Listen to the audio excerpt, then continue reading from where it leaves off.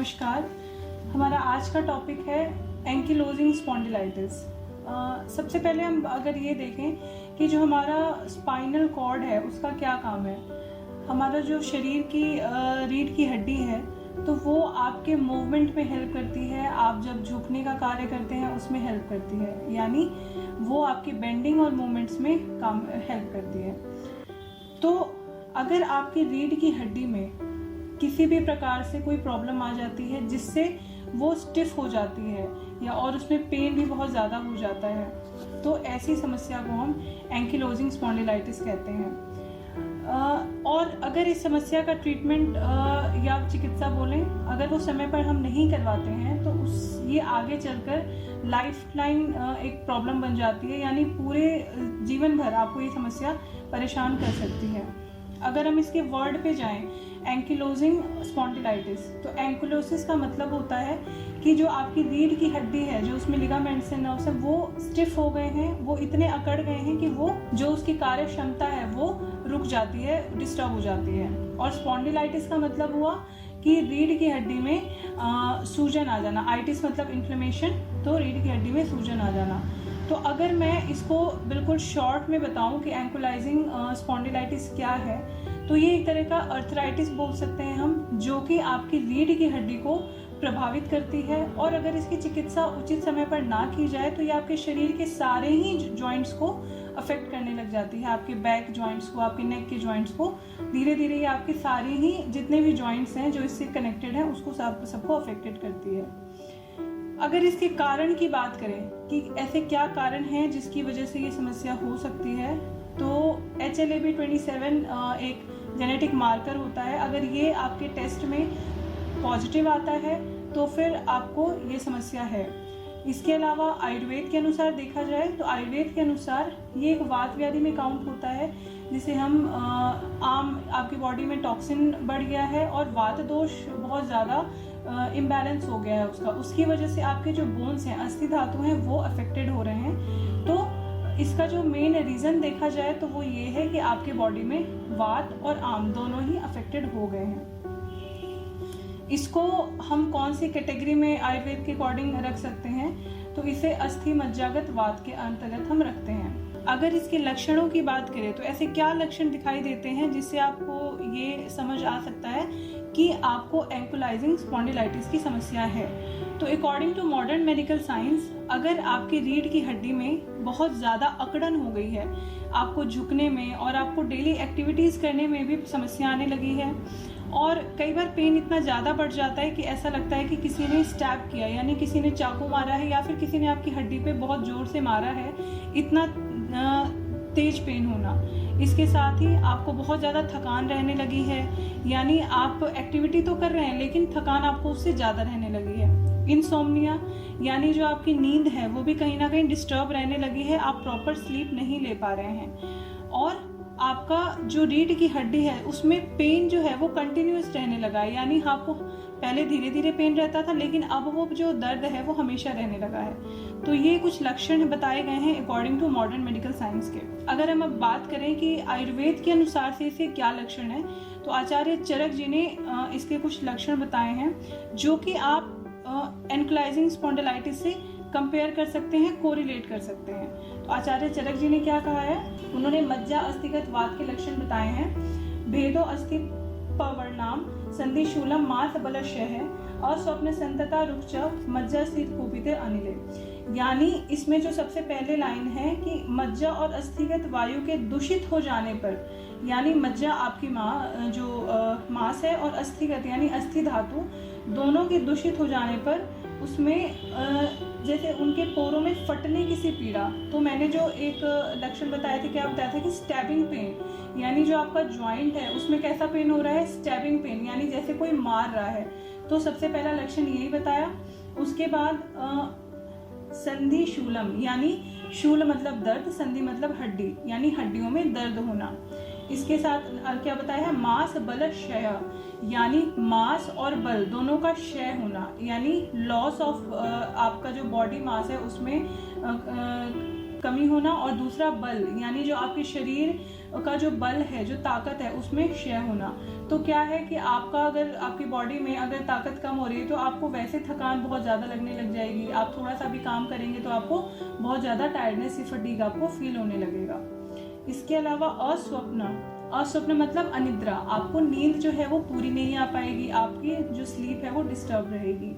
इसके बाद संतता रुक मतलब जो पेन है वो हमेशा आपको कंटिन्यूस पेन रहेगा। संतता मतलब कंटिन्यूस, रुक मतलब पेन। आपको जो दर्द है वो हमेशा 24 घंटे आपको पेन रह सकता है, कभी कम कभी ज़्यादा, लेकिन जो पेन है वो आपको हमेशा कंटिन्यूस में रहेगा।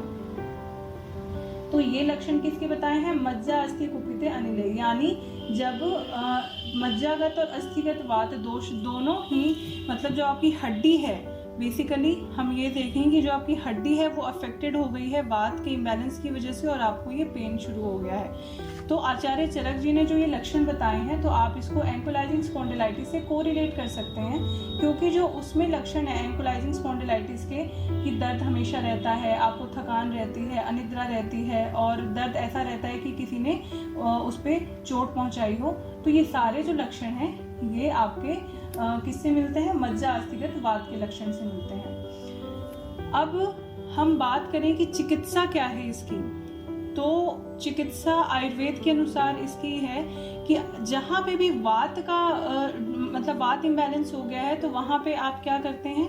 बस्ती चिकित्सा लेते हैं। तो बस्ती चिकित्सा उत्तम मानी जाती है वात जहाँ पे डिस्टर्ब हो गया है। तो आप इसमें अनुवासन बस्ती ले सकते हैं, निरू बस्ती ले सकते हैं, यानी आप इसमें तेल की भी बस्ती ले सकते हैं और इसमें कषाय काढ़ी की भी बस्ती ले सकते हैं। इसके साथ ही साथ चिकित्सा और क्या बताई है? अस्थिगत बाह्य भंतरतः स्नेह स्थित मज्जगतः जयत, यानी इस रोग में जो स्नेह कर्म है उसका बहुत ही अच्छा रोल है। स्नेह कर्म मतलब आप ऊपरी तरफ से भी करें और इंटरनली भी दें, एक्सटर्नली भी एप्लीकेशन करें और इंटरनली भी आप स्नेहपान करें। तो आप बाहर से कैसे स्नेहन करेंगे? जैसे अभ्यंगम, आयुर्वेद में अभ्यंगम का बहुत अच्छा महत्व बताया गया है। इसके जो आपकी बॉडी में जो लाभ हैं इसके वो बहुत ही सारे हैं और अनगिनत लाभ हैं इसके। जैसे अगर आप हॉस्पिटल जाके या कहीं सेंटर में जाके अगर आप स्नेहन नहीं करवा सकते, अभ्यंगम नहीं करवा सकते, तो आप जनरली भी आयुर्वेद में कहा गया है कि आप अपनी दिनचर्या में अभ्यंगम को शामिल करें। आप नहाने से यानी स्नान करने से आधे घंटे पहले कम से कम अपनी पूरी बॉडी पे हल्के हाथ से मसाज कीजिए और फिर बाद में हल्के गुनगुने पानी से आप स्नान कर सकते हैं। तो ऐसा करने से क्या होगा कि आपकी बॉडी में जो वात इम्बैलेंस होने की जो समस्या है वो नहीं होगी, वात का शमन होगा। आप इंटरनली स्नेहन कैसे करेंगे? जब भी आपको वमन विरेचन करवाया जाता है या फिर बस्ती दी जाती है तो ये क्या इंटरनली स्नेहन होता है। इससे आपको जैसे वमन विरेचन में क्या बोला जाता है कि आपको 5 to 6 days 7 days आपको स्नेहपान करना है। तो इससे क्या होता है कि आपको जो इंटरनली जितने भी पार्ट्स हैं वो भी उनमें भी कहीं ना कहीं स्नेहन हो रहा है।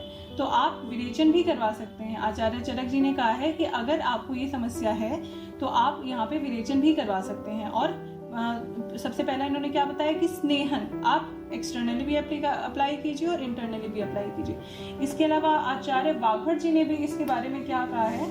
विरेको मास मेधस्ते निरोहा शमनानी चाहिए, यानी मास अथवा मेध धातु में यदि वात दोष कुपित हुआ हो तो यहाँ पे वात दोष कैसे, जो रीढ़ की हड्डी है वहाँ पे वात दोष का इम्बैलेंस हुआ है, इसकी वजह से दर्द बढ़ा है, स्टिफनेस हो गई है।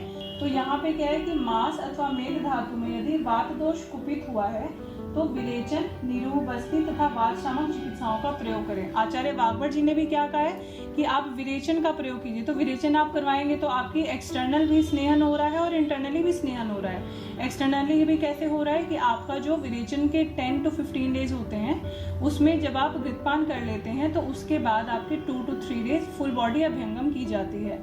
तो एक्सटर्नली भी स्नेहन हो रहा है और इंटरनली स्नेहन कैसे किया? क्योंकि आपने घृतपान किया है तो आपका इंटरनली भी स्नेहन हो रहा है। उसके बाद उन्होंने कहा है कि निरूह बस्ती, यानी सबसे पहले मैंने चिकित्सा में यही बताया था कि जब भी आपको वात से संबंधित कोई समस्या हो रही है तो आप बस्ती करवा सकते हैं। तो निरूह बस्ती और अनुवासन बस्ती दोनों करवा सकते हैं। इसके साथ ही साथ कुछ और भी थेरेपीज और भी कर्म कर सकते हैं हम। जैसे आपको स्टिफनेस है तो हम वहाँ पोटली कर सकते हैं, एला कीजिए, फोड़ी कीजिए, ये कर सकते हैं। उसके बाद हम अगर वहाँ पे बहुत ज़्यादा दर्द है तो हम परिशेक भी कर सकते हैं। उसके अलावा जैसे बल का भी क्षय हो रहा है, यानी कहीं ना कहीं जो शक्ति है वो उसका क्षय हो रहा है, और जैसे जो शरीर का मांस है वो भी कम हो रहा है, उसका भी क्षय हो रहा है, तो उसके लिए आप क्या कर सकते हैं, षष्टिक शाली पिंड स्वेद, यानी इसमें क्या होता है कि चावल की पोटली बनाई जाती है खीर बना के, उसके बाद उससे पूरे शरीर की मालिश की जाती है, एक तरीके से मसाज की जाती है। तो ये क्या ये षष्टिक शाली पिंड स्वेद होता है, इसका जो गुण है वो गुण ये क्या है कि ये आपके शरीर को पोषण देता है, बल देता है, जो आपकी मांसपेशियां हैं उसको पोषण देता है।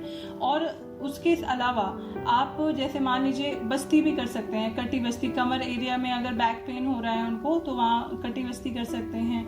गर्दन के पास उनको दर्द है तो वहाँ पे भी बस्ती कर सकते हैं। तो ये कुछ ऐसे कर्म हैं जो हम इसमें ऐड ऑन कर सकते हैं। लेकिन जो प्राइमरी लाइन ऑफ ट्रीटमेंट होगा वो क्या होगा कि पहले बस्ती दी जाएगी और विरेचन करवा सकते हैं। इसके साथ ही साथ हम अग्निकर्म भी कर सकते हैं। तो ये कुछ चिकित्सा हैं जो आयुर्वेद में बोली जाती हैं एंकिलोजिंग स्पॉन्डिलाइटिस के जो भी पेशेंट हैं उनके लिए। तो ये मैंने जितने भी लक्षण बताए हैं, अगर ये लक्षण आपको दिखाई दे रहे हैं अपने में कि अगर ऐसा हो रहा है कि आपकी जो रीढ़ की हड्डी है उसमें बहुत अकड़न आ गई है, आपकी डेली एक्टिविटीज़ है वो जो अफेक्टेड होने लगी है, तो आप उसमें डिले ना करें। आप जितनी जल्दी हो सके उसकी चिकित्सा के लिए चिकित्सक से परामर्श ले लें। जो ये समस्या है, ये अर्थराइटिस मैंने बताया था कि ये बहुत ही रेयर टाइप ऑफ अर्थराइटिस है, तो मैं यहाँ पे ये बिल्कुल क्लियर करना चाहूँगी कि जो ये समस्या है इसको ठीक होने में थोड़ा समय लगता है, तो आप धैर्य के साथ चिकित्सा करवाइए, आपको लाभ जरूर होगा। और जो ये समस्या है तो इसमें आहार का भी बहुत ही बड़ा रोल है, तो आपको जो चिकित्सक आहार बताते हैं तो आप उसको भी साथ में फॉलो कीजिए। आप शोधन चिकित्सा करवाइए, आप पंचकर्म चिकित्सा भी करवाइए, लेकिन साथ में आहार का भी पूरा ध्यान इसमें आपको देना पड़ता है। तो आज की वीडियो में सिर्फ इतना ही। जो भी मैंने लक्षण बताए हैं, अगर ये लक्षण आपको दिखाई देते हैं तो आप हमसे संपर्क कर सकते हैं, हमारे यहाँ चिकित्सा की जाती है। और आप ये वीडियो अपने आसपास जो भी हैं उनसे शेयर कीजिए, ताकि अगर उनको इस प्रॉब्लम के बारे में ना पता हो तो उनको भी इसके बारे में पता चले। तब तक के लिए धन्यवाद।